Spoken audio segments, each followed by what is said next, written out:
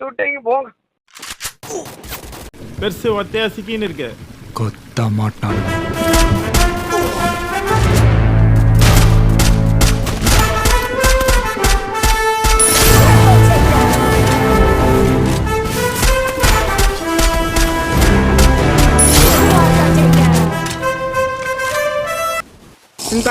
Bintama hotel.